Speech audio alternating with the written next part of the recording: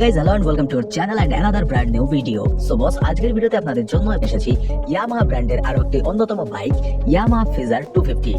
তাহলে চলুন আর সময় নষ্ট না করে শুরু করি আজকের ভিডিও।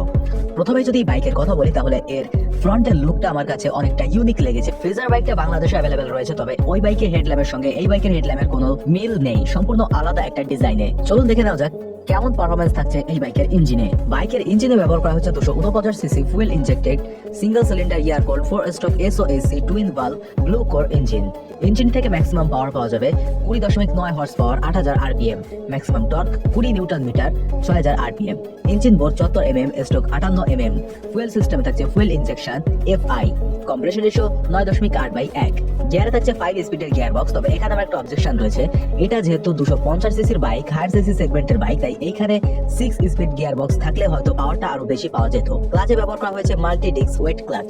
স্টার্টিং এর জন্য কোম্পানি দিয়েছে ইলেকট্রিক্যাল সেলফ স্টার্টিং সিস্টেম। এই বাইকের ইঞ্জিনটা থেকে মোটামুটি খুব ভালো একটা পাওয়ার পাওয়া যাবে। এবারে আসি বডি ডাইমেনশনের দিকে। বাইকের length 2015 mm with 775 mm, height 1115 mm, seat height 795 mm, wheel base 1360 mm, ground clearance 160 mm। Ground ক্লিয়ারেন্সটা এখানে খুব ভালোই দেওয়া হয়েছে। ফুয়েল ট্যাঙ্কে ব্যবহার করা হয়েছে 14 লিটারের একটি ফুয়েল ট্যাঙ্ক। সবকিছু ইনক্লুড করে বাইকের মোট ওজন 157 কেজি, যেটা মিডিয়াম রেঞ্জের ওজনও বলা যায়। বরাবরের মতো আপনার হাইট যদি 5.5 ফুট হয় তাহলে আপনি বাইকটা কন্ট্রোল করতে পারবেন।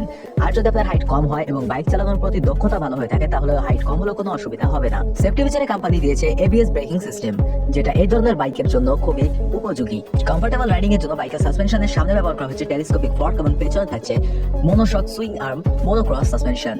চাকায় থাকছে অ্যালয় হুইল, টায়ারে ব্যবহার করা হয়েছে টিউবলেস টায়ার।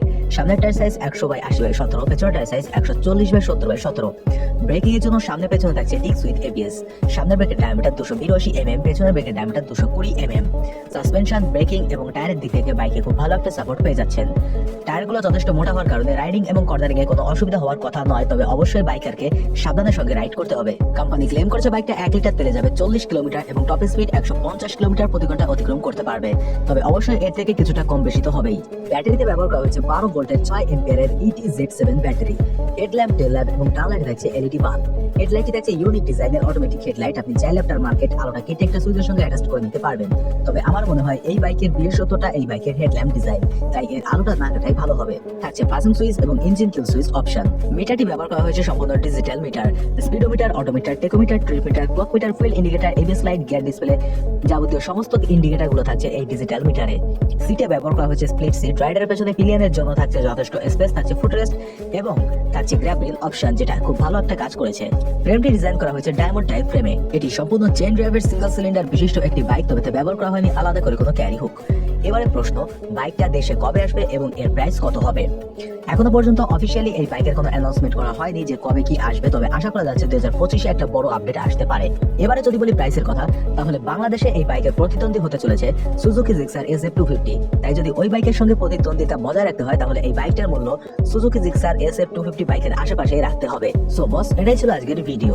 ভিডিওটা ভালো লেগে থাকলে একটা লাইক করে দেবেন, কমেন্টে আপনার ফেভারিট বাইকের নামটা লিখে দেবেন। চ্যানেলে নতুন হয়ে থাকলে চ্যানেলটিকে সাবস্ক্রাইব করে পাশে থাকা বেল আইকনে প্রেস করে দেবেন। যে কোনো বাইকের রিভিউ পেতে আমাকে কমেন্টে জানালে আমি সেই বাইকের রিভিউ নিয়ে আপনাদের সামনে চলে আসবো। সম্পূর্ণ ভিডিওটা শুরু থেকে শেষ পর্যন্ত দেখার জন্য ধন্যবাদ। দেখা হচ্ছে খুব শীঘ্রই নেক্সট ভিডিওতে।